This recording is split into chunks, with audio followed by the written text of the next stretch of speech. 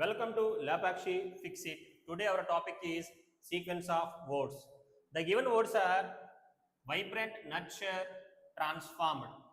Has plus ans ఏం చెప్పాలి V3. So ఇక్కడ పక్కన చూస్తే ఇక్కడ ఇంటూ అన్నాడు. ఇప్పుడు ఆన్స్ ఏం వస్తుంది హ్యాస్ ట్రాన్స్ఫార్మ్డ్ ఇంటూ. ట్రాన్స్ఫార్మ్ అంటే మీనింగ్ ఏంటి చేంజ్. సో ఫస్ట్ ఆప్షన్ ఎవరితో స్టార్ట్ అవ్వాలి సితో. సో సితో ఛాన్స్ మనకు అవుతుంది తీసేస్తున్నాము. ఆప్షన్ ఏమవచ్చు CAB or none of these. ఇక చెక్ చేస్తే నర్చర్ ఎర్లీ హబ్స్ దట్. ఇక్కడ చూడండి దట్ ఆర్ కోసం రాశాడు హబ్స్ కోసం. హబ్స్ ఎలా పనిచేసింది నౌన్. హబ్స్ అంటే మీనింగ్ ఏంటి సెంటర్స్. ఇక్కడ దట్ ఏమవుతుంది రిలేటివ్ ప్రొనౌన్ అవుతుంది. ఇక్కడ మనం ఏం చెప్పాలి కన్ఫర్మ్ గా వెర్బ్ చెప్పాలి. ఇక్కడ ట్రాన్స్ఫార్మ్ అప్పటికే మనం ఏం చేసాం ఏలో చేంజ్ చేస్తాం కాబట్టి ఇక్కడ వెబ్ రావాలి మనకి. ఇక్కడ ఆప్షన్ ఏం చెప్పాడు నర్చర్. నర్చర్ అంటే మీనింగ్ ఏం చెప్పచ్చు డెవలప్ అన్నాడు.